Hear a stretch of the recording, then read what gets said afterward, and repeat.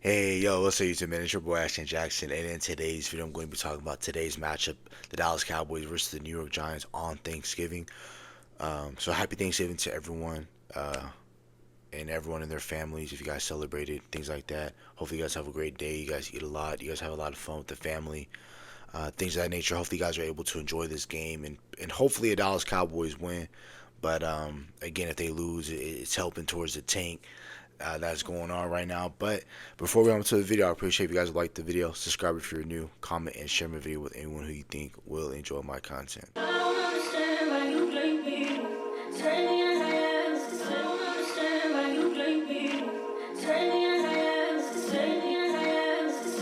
So first, like we always do, we're going to hop into the injury report.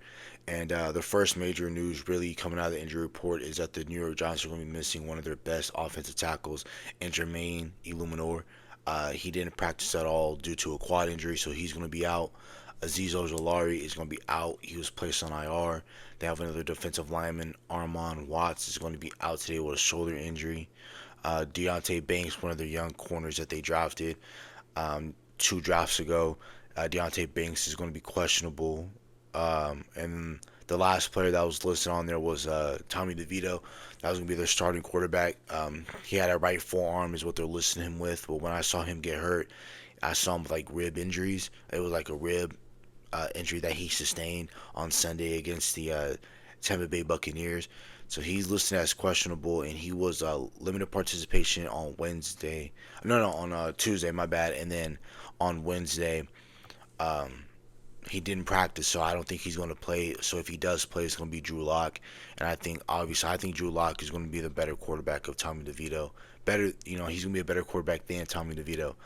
For the Dallas Cowboys, Deron Bland is going to play. Brandon Cooks is going to play. They activated him again. I already talked about that on the last video with the Washington Commanders, that they activated his 21-day activation spot. So he was able to practice. He's been limited participation on Monday and Tuesday. He was a full participant in practice on Wednesday, so he will play in today's game.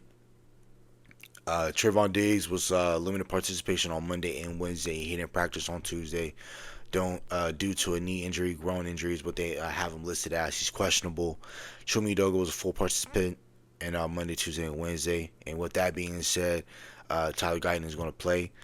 Jake Ferguson is out again with a concussion. Like I said, I figured he was going to be out. Was because he sustained it last week versus the what's that team's name? The Houston Texans. And then of course they want you to at least have like a full week to recover. So I didn't feel like he was going to play this week anyway. Kendricks is listed questionable. He may not play. He didn't practice all of Monday, Tuesday, or Wednesday. Neither did Marshawn Nealon. He's out, possibly. They list him as doubtful, but he didn't practice Monday, Tuesday, or Wednesday as well. CeeDee Lamb's going to play. Jordan Lewis is going to play. Hunter Lepke is going to play. Zach Martin is out. Austin Richards is placed on IR due to a high ankle sprain. And then so is Kellen Carson. He's out on IR with a shoulder injury. It looks like Tyler Smith might play this game, and Nick Vigil is questionable. So that's really wraps it up right there for the injury report side of things. Now we're going to be talking about the ways in which that we can beat the New York Giants. And the number one way is, of course, you got to stop the run, man. Don't let Tyrone Tracy go off. But again, they are going to have a tough time running the ball because they're going to have some of their best offensive linemen out in this game. Andrew Thomas isn't playing. John Michael Schmitz has been up and down. He has been a consistent player that they've been wanting him to be since they drafted him out of Minnesota in the second round in 2023. Then you got Evan Neal. He's been an up and down player, mainly down for the past 2 years since he's been drafted. So again, you got to stop the run. Don't let that dictate, or don't let that be the reason why you get bounced out at home again. Because again, the Dallas Cowboys have not won a home game at all this year, and I know that we're playing the New York Giants, so I'm not going to downplay it and be like, okay, this is going to be our first win. No, we have to go in like we want to win this game. If because the players want to win the game, the fans have a different perspective. Like I said, me just don't win another game, get a top 5 pick, and then get a better teammate up in here than because winning games for morale, that's cool and all, but again. Second thing, don't let Malik Neighbors go off. Malik Neighbors did have a decent performance last time he played us on that Thursday night game, and I want to say, week 4. So, for us, we really want to go out there and we want to take care of business and don't let Malik Neighbors go off. I think we're going to be able to do it because, like I said, I don't think Drew Lock's going to have a lot of time to throw the ball. Again, having your best offensive tackle being out this year, Jermaine Alamanor, he's going to be out. And then you have Evan Neal, like I said, up and down player. John Michael Schmitz. If we play exactly like how we did last week or this past Sunday against the Washington Commanders, I think we can go out and we can take care of that Giants offensive line because they're too beat up, and our defensive line is just getting better because we added Micah. Carl Lawson. You got Osa playing decent as well. Chauncey Golston. So I think they're gonna have a tough time blocking our front in today's matchup. And then the other thing we have to do is we have to create turnovers. I think that, again, offense is going to be tough for the offense to put up some points in today's game because our offensive line is going through its own problems as well. And then they have a decent defensive line as well. They got Dexter Lawrence, all pro, Brian Burns, Pro Bowler, Kayvon Thibodeau, solid young player. So they have a solid front on the defensive side. Secondary is questionable. I think we can attack that, but I don't think we're going to have enough time because of our issues up front for a guy like Cooper Rush to throw the ball around. Again, I don't even want him throwing the ball that much anyway. But again, let's create turnovers, give our offense some short fields, and I think we can win this game pretty comfortably if we play defense. If we play sound defense like how we've been playing, like how we did on Sunday, outside of those, outside of that 86-yard touchdown pass that Terry McLaurin scored on. If we play consistent and play solid defense, we're going to be fine against this team. So offensively, our offensive keys: run the ball like you did on Sunday versus Washington, man. Every single time, from what I've noticed, every single time that you're giving Rico Dowdle at least 20 touches, 20 carries a game, we're winning those games. He had 18 carries against Washington. We won. He had the best game of his career versus the Pittsburgh Steelers. We won. I'm not saying that if we've been giving the ball to Rico Dowdle, we win every game. No, but if we slow down the pace of these games and we don't try to go fast like what we're accustomed to with Dak Prescott, because we're not that type of offense that can put up that many. We don't have a high scoring output of offense. So since we don't have that, we got to slow the ball down a little bit and have our defense rest because we have to lean on our defense if this team wants to get on a win streak. But again, offensively, man, you got to run the ball. Give Rico his touches. Make sure you run the ball on the outside. Again, run the ball on the outside towards Kayvon Thibodeau and Brian Burns. Running at Dexter will not be a great idea. I know you're going to have Tyler Smith back in this contest. You're going to have Cooper Beebe, and then we're probably going to have either Bass or Hoffman playing right guard.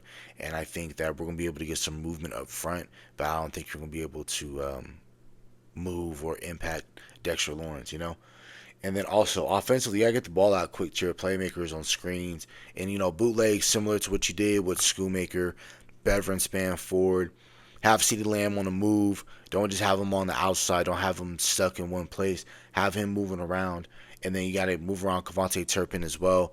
Give him some touches as well. We saw that what he can do on the offensive side of the ball, not just special teams. We know he's a threat special team wise. That's the main reason why we got him out of the USFL 3 years ago.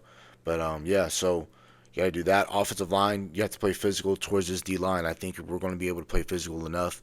And that same thing goes for the defensive line. You got to play physical as well. The trenches have to play a well football game for us to win because, again, that's where games start and end in the NFL. Limit the offensive turnovers.